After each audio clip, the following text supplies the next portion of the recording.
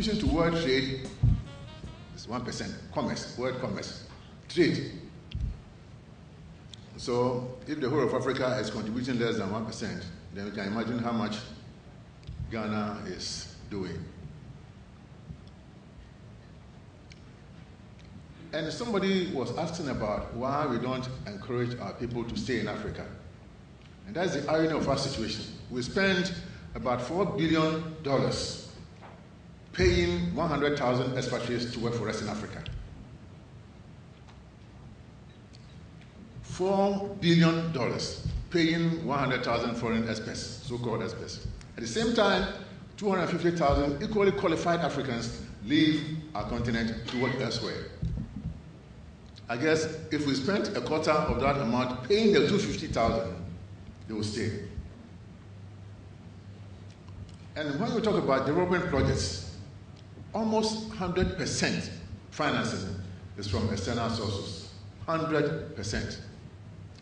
And in our country, Ghana, 80% of inputs into agriculture, health, and education are from foreign sources. We have little or no manufacturing power. That thing is very important. The 80% of inputs into agri, education, and health are foreign in nature. A lot of people talk about the mineral wealth of Africa. 90% of the world's cobalt is here. 90%. 90% of the world's platinum here. 50% of the gold in the world is in Africa. In fact, Ghana has the richest single gold mine in the world, Obuasi. It is the number one, the richest gold mine single in the world.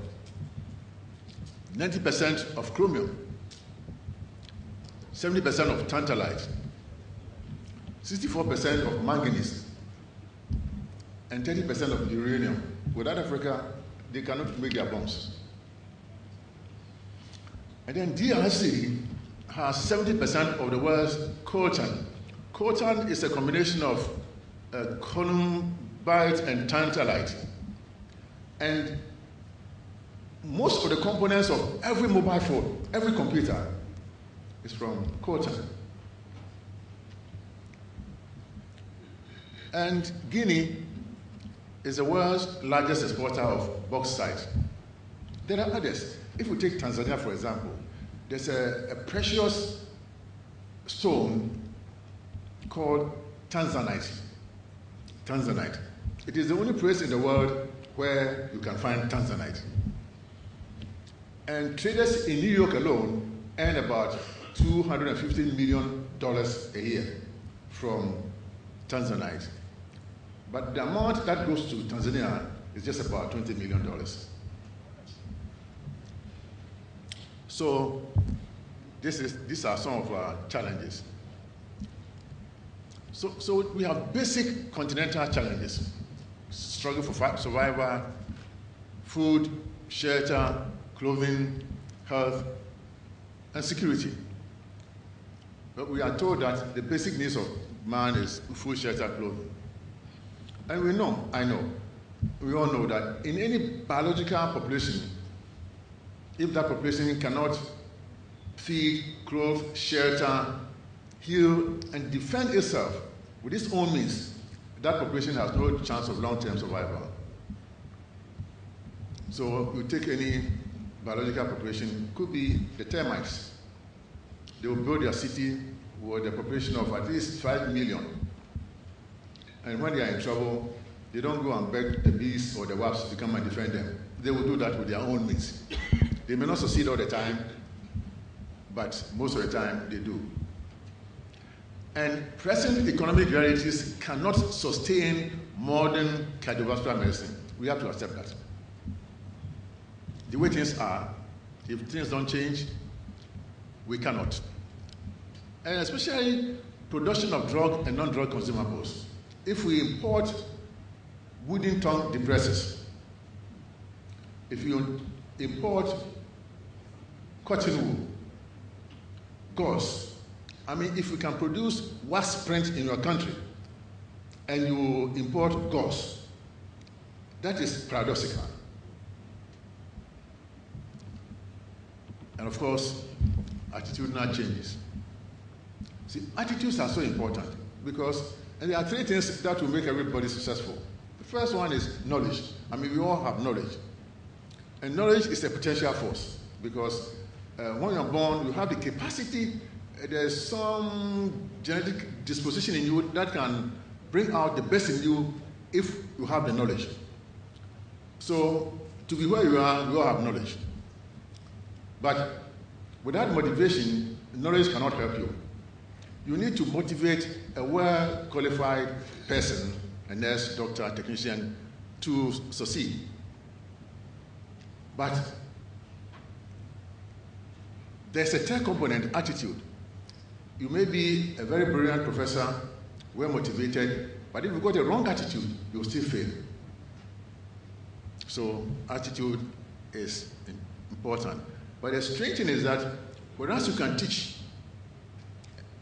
and give somebody knowledge, and you can motivate somebody, you cannot teach attitudes. This is something that people acquire. That is why, as leaders, we should try and have a good attitude towards work, towards ourselves, towards the environment, everybody, and we'll succeed. A part of our problem, poor leadership. Poor leadership. I mean, in our countries and so on, our politicians are not smart. Because, as I said, if you look at all the mineral wealth, natural resources, and I said yesterday that, yes, we have natural resources, but natural resources don't have natural owners. If you are smart, you own it. And then tax evasion. Multinationals working in Africa evade tax to the tune of $850 billion. And sometimes I'm bringing out these things so that you see the paradox in our situation. At the same time, we have this program in Africa. I forgot, it just escaped me. Partnership, NEPA, New Partnership for African Development, which was started by Hosni Mubarak, Bouteflika, Thabo Mbeki, Abdoulaye Wade, and Obasanjo in Nigeria, you know. And to make NEPA work, we are begging for $60 billion every year from the development partners so that NEPA can work. Now, if we were able to lead our nation in such a way that people will pay the taxes that they are supposed to pay, there will be no need for us to go and beg for money to run NEPA with conditionalities. Of course, corruption, seriously. And in Africa, some countries spend as much as 60% of their GDP in the corruption industry. And corruption makes our exports, you know, to see they are all interlinked. First of all, we don't produce anything. We import everything. And because we are corrupt, we inflate the prices. And therefore, all our imports are at least 20% more expensive. And then look at the amount of money we spend on freight and clearing. So where do we get the extra money to pay workers well? And then lack of indigenous technology. And so I believe that our leaders fail to see a few things. One, the difference between the developed world and the underdeveloped countries in Africa is their technological capacity. The poverty gap is a technology gap, simple. The poverty gap is technology gap. If you have it, if you have equipment in your country to do house surgery, you can do it. That's the technology. If you don't have it, you can't do it. And this capacity is defined as the extent to which countries assess, utilize, and create science and technology for the solutions of socio-economic problems. You need to have science so you can utilize this to whatever you look at, environmental sanitation, education, health, agriculture, everywhere is science. In fact, all nature is science. The plants grow and photosynthesis, planetary motions, and so on. Everything is science. And therefore, if you forget about science, then you don't want to live, you are not part of nature. And that is why I don't want to stray. And that is why human beings are so special. We are the only creatures that came to this world without a language and a culture. Somebody will say he was born in Kano, so he's from Nigeria, the parents are Kano, that they speak Hausa or something, isn't it? Yes. But if you have a child that is born today or is 2 years old, you bring that child to Ghana. You will stay in some community somewhere where I come from.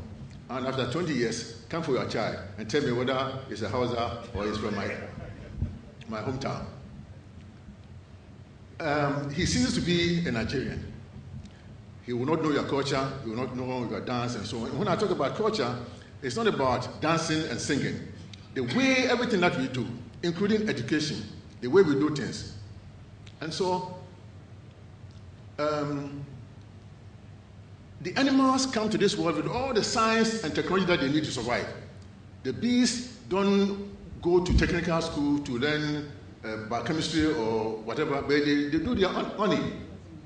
The rats will do their motorways on the ground without any technological skills, because if we were all best, we'd be weaving our nest without any instructions. So they are creatures of instincts. What I'm trying to say is that human beings are different. A cow born in Accra is a moo. If we take it to America for 20 years, it's still a moo. Take it to Nigeria for 20 years, it's a moo. I've said this many, many times, so you know. But a human being, you have to learn everything. And so, if we're a human being and you want to do something and you don't learn to do it, there's no way we can do it. It's as simple as that. And that is part of our problem. We should realize that we are not animals. We are created in the image of God. And so, we have to do what God does. And the more we become, God is creative, His love, His hardworking. He doesn't waste things in the universe. He's on time. On time. And to illustrate that, I mean, the earth is rotating on its axis. Johannes Kepler said that in the 15th century. He discovered the planetary motions and devised the laws.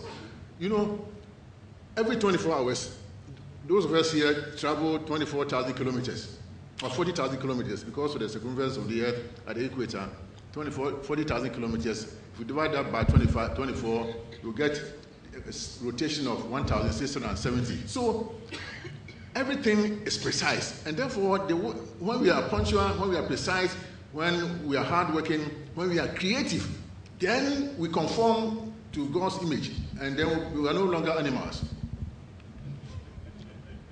Okay. And then there's a need for us to change the structure of our economy.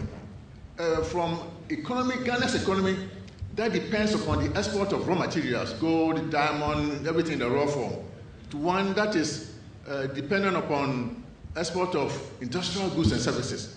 And now call our economy the Adam and Eve economy. Because what we are doing is no different from Adam and Eve were doing the Garden of Eden. No, they were farmers. They would cultivate yam and raise sheep, sell some of the market, and then others they will sacrifice the Almighty God, and no value addition. What's the difference? Noah did better. After all, he built a ship that was able to float and save mankind for 40 days. So we have to change from Adam and Eve economy to the Noah's economy, and that will help us. We know the leading killers. Malaria, every 45 seconds, an African child dies from malaria. Tuberculosis, ravaging, HIV, terrible. So, our future challenges will depend upon the extent to which we can prevent heart disease. We've been talking about the traditional things, diet, smoking, obesity, and so on. But these days, endocrine disruptors are creeping into our societies. We package hot food with plastics. We cook our rice with plastic covering and so on. And these things contain endocrine disruptors that leach into our food and give us problems, heart disease, hypertension, cervical cancers, breast cancers, prostate cancers. And these are things that we should think about. How are we going to diagnose heart disease when we don't have modern equipment? So we need modern mental skills, equipment, and then rehabilitation after surgery. So the question is, can we catch up? Can we afford to continue to watch unconcerned and so on? Now, we need certain institutional resources, and we know all these things. I will not go into the details. And the reasons for our poor performance are here: underfunding, competing needs of society, political instability, infighting among health personnel, a lack of appropriate structures for training and so on, and lack of commitment. Now, but the heart center should have these two peculiarities. At every time, we should have the state-of-the-art technologies and innovation to provide care. At every time, so we have to plan ahead. We don't have to wait for 25 years before we go to the next level. At every point, we should think about the newest technologies and skills to provide care. And we should be in constant state of innovation in order to remain competitive and provide the best technology and equipment. Funding healthcare. Now we are coming home. In Africa, it's always out of pocket, directly by people who receive the healthcare, cash and carry, we call it here. Then we have private health insurance, which is financed by premiums. Banks can provide loans, letters of credit, and many things that banks can do. I will not go into that now. And sometimes the government provides funding for certain individuals, military personnel, veterans, the aged, children, and social programs. Now, why can't we rely on our banks in Africa? I tried to list the banks here according to the countries represented in this meeting. Now, if you look at the Standard Bank Group in South Africa, they have a total asset of $184 billion US. Standard Bank, South Africa. The next one is the Absa Group, also from South Africa. Then there's $7 billion. And then, so the first four are from South Africa. The fifth one is Egypt, with a total asset of 50 billion. Then Morocco,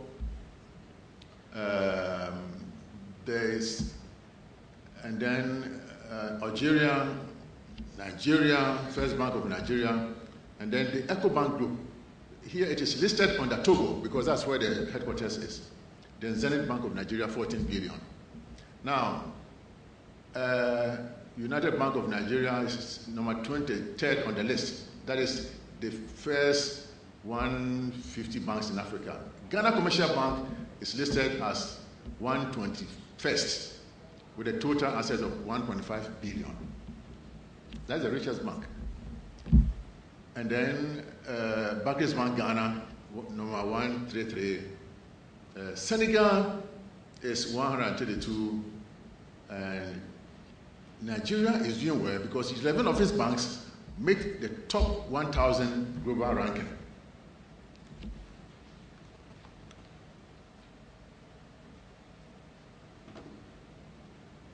So, under these circumstances, do you think a Ghanaian bank, a hospital can go to a Ghanaian bank and ask for money to go to the hospital? It's impossible. So, now, on the issue of funding, I believe that we cannot trust our continent to help us. We cannot trust our governments to help us. We cannot trust the banks. And so, what can we trust? We have to depend on ourselves. And so, productivity is very important. And is determined by the maximum utilization of all departments and units in our various hospitals or health centers. If we are able to maximize the use of everything in our departments, we'll move somewhere. So the target is 24/7 utilization of our facilities, 24 hours a day, 7 days a week. And so we should ask ourselves, how do you use our outpatient department? What about the diagnostic services, the operating rooms, the ICUs, and intermediate care? Are we able to provide 24/7 service in all departments? And then we have to have disciplined and friendly service personnel. So, two questions we have to ask ourselves. Now, how do you gain the trust and confidence of the target population in your facility? How do you get the population of Nigeria, Ghana, Bouake, to have confidence in your health center? And so, what percentage of the population who can afford treatment abroad will opt for local services? That is very important. Ask yourself. I mean, in Ghana, people can afford to go outside. The question is, what percentage of them will say, well, I can afford to go outside, but I want it done in Ghana? Now, if we're able to attract even 20% of that population, of your own population, who can go outside, I think we'll be making a headway. And then another constraint is a low expectation of country and university. In certain universities, certain countries, the amount of funding you receive is determined by your output and by your efficiency. But here we are not challenged to do anything. So we just move on. This is a research thing. I was also trying to say that we have to also go into research. And one of the things that we can do, and it's really simple, trying to grow a heart. And you can take a human heart or a pig's heart and remove the tissues with a detergent. And then you can let stem cells grow into that goat's heart to create a new form. It's quite easy. And this is some of the things that we're doing in Hanover. This is, some of you know him. The gentleman in the middle is Professor Havrish, and his two consultants, they are all foreigners, trying to grow a heart valve, and cloning. So, to summarize, I will, on the question of transplantation, I put in this slide in support of what Yanni Ankete was saying, that we need to think about transplant, but we should talk about a national definition of death. I don't know whether we have a national definition of death in Nigeria. Ghana, we don't have it yet. It took Japan a long time to do transplant because according to Japanese definition, your heart will have to stop before you are declared dead. And so it's about 30 years ago that they changed it to brain death, and they could do transplant, acceptance and so on. And finally, I think that there's necessity for an Afro-transplant office somewhere, and the country that starts transplant should, I think, have the headquarters. And if Ghana should start, then I also suggest that we have the headquarters, not only for the database of transplant patients, but also database of our output in the regions. So on this note, I would say that the task ahead is great, but I strongly believe that we have more than enough resources to be victorious. We only have to change our attitude and develop an uncompromising determination to succeed. I know it is hard, but we can succeed if we develop the attitude and have this determination. If we are not able to succeed in our lifetime, we hand over to the next generation and hope that they also continue the fight to the next conclusion. So thank you. God bless you.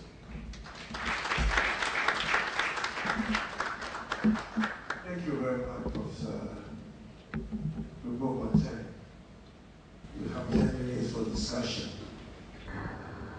I think one of the most important points you made was about attitude change.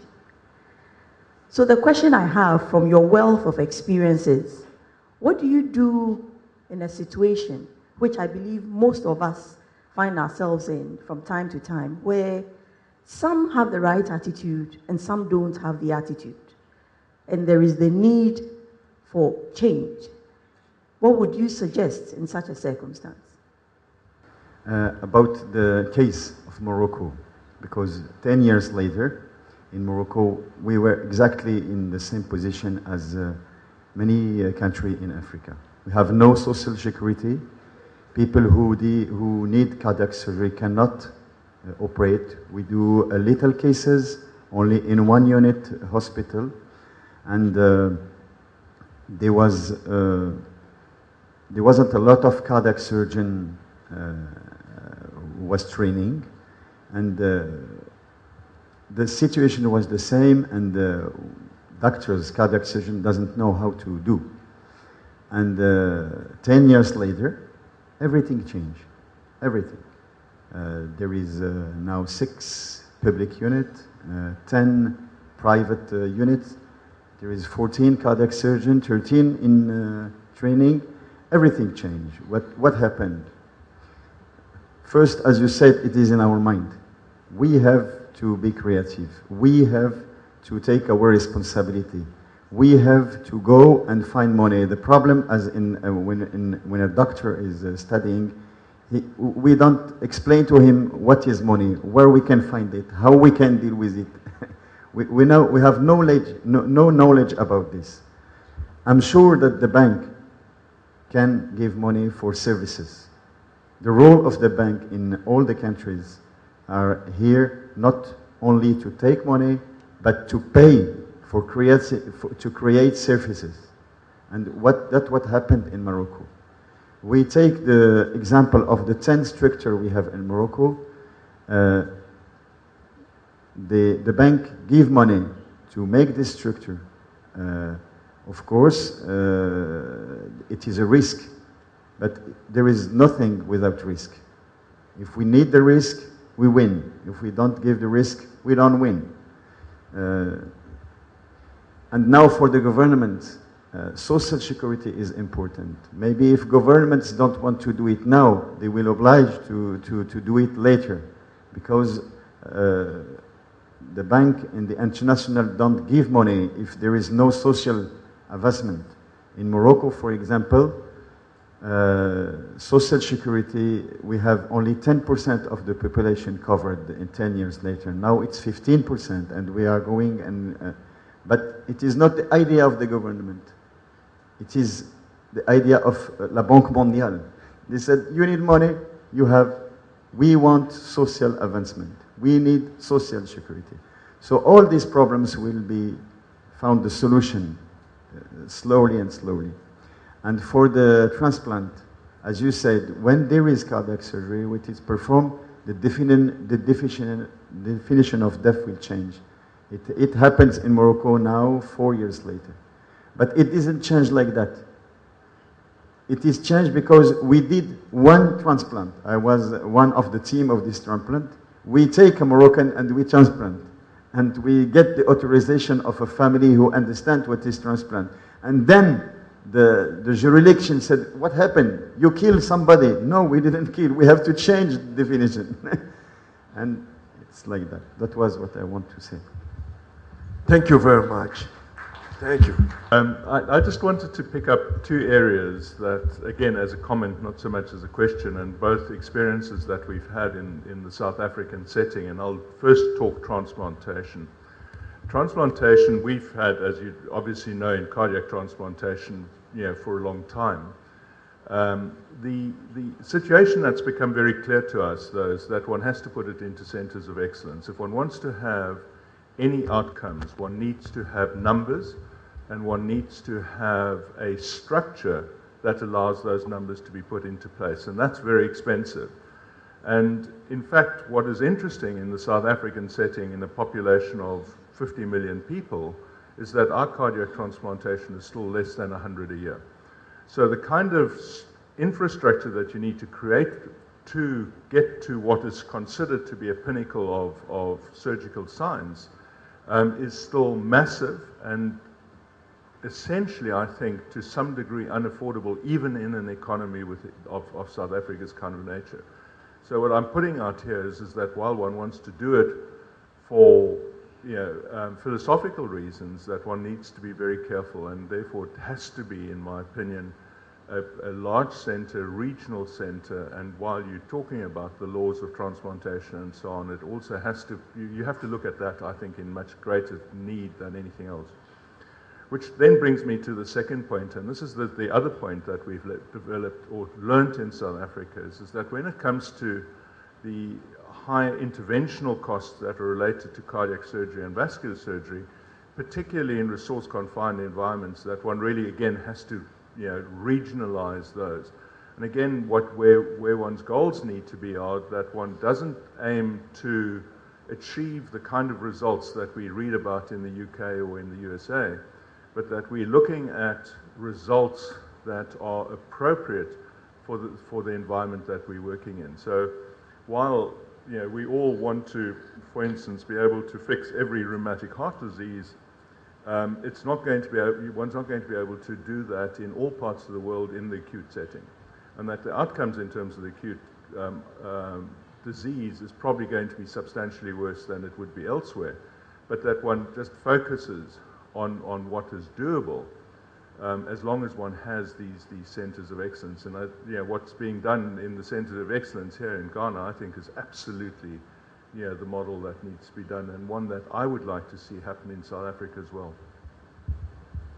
Thank you very much, Mr. Chairman. Prof, thank you very much for the presentation. You made a comment at the beginning, and I think that's what has happened to me and probably most of us here. I'm not sure if I'm not more confused now than I was at the beginning. Sir, the question here is, here in Africa, you know something that is certain. When you go, no matter what idea you have, whatever is the drive that is in you, the question is, who is this person talking? Not what does this person have to say. So, even if when you want to take the step to do the drive, and you go about trying to make this thing, the question is, they look at you, who is this person? The name is not known. They don't even know who he is. Then it becomes more difficult. Sir, what do you suggest is the way out to go around some of these things? Professor Jai, you have the floor. Thank you. I have 2 points. The first one is the quality of service. I think we cannot talk about financing if quality of service is not guaranteed. And it is the first step we have to face, because in our hospitals, most of the time, the patients are not happy because of the facility, because of the access, and because also the hospitals are not normalized according to what is the current norms in the world. And we need, I think, first to do a lot of efforts to be normalized. The patient, when he comes to hospital, he have an agenda which is clear, and also people are at his service to allow him to get a better health. This is not the case now. We can finance whatever we want. If you cannot guarantee this, you will not be successful. And Dr. Frimpong told you earlier that if we cannot have the people who have the means to go abroad stay in the country because they know quality is here, funding will not be successful. The second point is, it is very important to advocate national solidarity, because in our countries, most of the administration's funds are used to function. But the poor people, the peasants, the people, the small workers in the cities have no means to be treated. And if there is not a solidarity, national solidarity system, which takes them in account, it will not be possible. And this national solidarity must work with education, because it doesn't mean anything to treat young children, to cure congenital heart disease and rheumatic heart disease, and to send an adult in the population without any way to take care of himself because he is not educated. So those links are, I think, very important to take together. And that is what the World Bank is trying to put in the heads of our leaders, but it is difficult. According to transplantation, I don't think that it is now an emergency because transplantations, mostly in heart, is dealing with end-stage disease. We have more than enough patients at end-stage disease. And all of them, most of them, are very poor. So it is not Malthusianism, but I think that we have to stage our interventions. First we do that, then after that, then after that. And if we stage it, transplantation is very far away. So I think we might think about it, maybe in renal transplantation, but in heart transplantation, I think it is something different because it deals with patients which are not really needing this kind of operation. Thank you. Thank you very much. Gian, you have the floor. I would like to know from Professor who did the presentation. He made us to believe that in Africa, it's not possible even to think of setting up a heart surgery in Africa based on the banking ranking that we can't get loan from anybody. So how do we do it? You suggested some foreigners to help. And if your own people cannot trust you to set up, how do we get the foreigners to help us? That's my first question. And the second one is, everybody's commenting on transplant, if it is now or later or when. I'm sure each patient, as a doctor, each patient has the right to receive attention. And if it's indicated, why not? Why do you deny him? Why do you say it's not your turn because we are poor? We have to put effort together so that at least all our patients will get the necessary attention. Thank you. Thank you very much. The first question was the most difficult for me. It says, you are working somewhere in Africa. Some people have good attitudes, some have bad, and so what do you do? I mean, I think that is why we have leaders. So you cannot change everybody, but you can, the leaders of the hospitals, of the units, will have to put in measures so that people will change their attitudes. And sometimes also a fight. But if you want to fight, then you know that every action has consequences. You should be prepared to face whatever will happen to you. And I don't expect most of you to do that. So what you have to do is to dialogue, talk, and lead by example, and hope that your leaders will have the right attitude, and so that people will learn from them. I mean, in Kolebu, cardio, I mean, I experienced people with terrible attitudes when they came to the center initially. I can give at least 3 names. But later on, when they got to know what the place stands for, they learned from people, they became one of the best doctors, some of the best doctors that I've seen in Kolebu now. They may not be in our department, but people have wrong attitudes because they don't know. They may be ignorant. So it's up to us to shepherd them, talk to them, lead by example, and hopefully most of them will learn. But we will always have people with bad attitudes. Yes, Morocco told us. I mean, they were creative, and they had banks that have money, and were prepared to pay for services. And social security too, he talked about that. But our social security system is terrible. I mean, some people are able to use yours very well. If we take Singapore, for example, if we look at what they did with their equivalent of social security, you'll be amazed. So again, it confirms what we know, that if we have a country with good banks and so on, then you don't suffer much. But on this score, I think that Nigeria should not have any excuse at all because you are rich. I mean, in Africa, you are rich. In the world, you are very rich.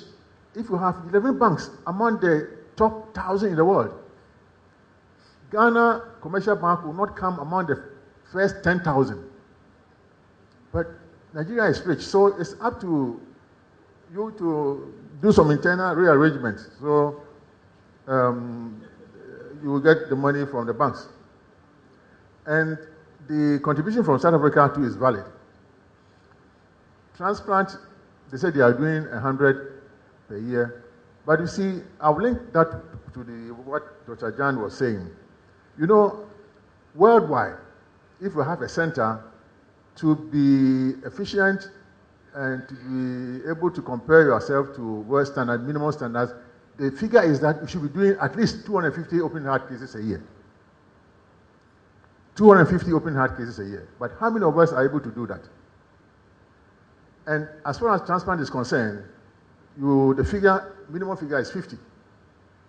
You have to do at least 50. But again, Professor Ndiaye, what you said can be very dangerous to us. Sometimes we have to really consider what we are saying seriously. If we say, oh, transplant is not important, it should be way out, they will also tell you heart surgery is not important. Let's solve malaria, let's solve this, let's solve that. Because I believe that once you go on with your regular program, think about transplant, because if you're able to establish a transplant program, it will lift the whole department.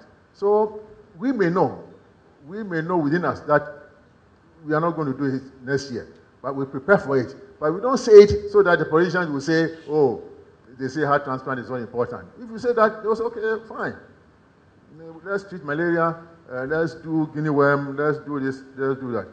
But even if we give all the money in the world to them, they will not be able to solve the malaria problem. So my thing is, we should think about transplant, because why? We have so many patients with congenital dilative cardiomyopathy now in our sub-region. Accra, they have plenty. Now, if you have a transplant program, so that somebody crashes his motorbike and is brain dead, you can have an access to heart and the patient. Why can't you transplant? Just because it should be way off. And you are going to buy drugs anyway. And these days, the drugs are becoming cheaper and cheaper. And so I don't think we should discount it. We should prepare for it. We don't know when it will be active, but we should prepare for it. And then, who is this person talking to me? Who are you? And so on. That one is Nigeria matter. So go and solve it. And Professor Ndiaye said something which is very important. He says the quality of service. If you are not able to ensure the quality of service, then forget it. That is why I think that one slide probably was the most important. I should have shown that one and quit. What we do internally in our departments, making sure of good quality service, and making sure that we're able to attract at least 20% of people who can travel outside. So I can go outside for this, but for this reason, I want to stay here. So, transplant should, as Dr. Jan said, it should not be pushed far away. Thank you very much, Mr. Chairman. Thank you very much. I don't think that I have a lot of things to say, because everything has been well said, well prepared, and well documented. But Frimpong Boateng, you are really the son of our last lead president of Ghana, Kwame Nkrumah, because you have read his book, Africa Must Unite.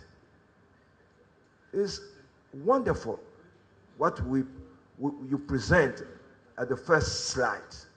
That's why the big ground on the Pan-African strategy is the way you have to think that about. You cannot be a surgeon has had a position, an academic position, without thinking that kind of things. Where are you what you are. You don't know that you are rich enough. Creation, knowledge, confidence. You have to be confident of what you are, really. You have the power. You have the education. It's a question of attitude. Thank you very much for what you have said. You are really the son of our late President Kwame Nkrumah. Thank you very much, Prof. Angati and Professor Frimpong Boating.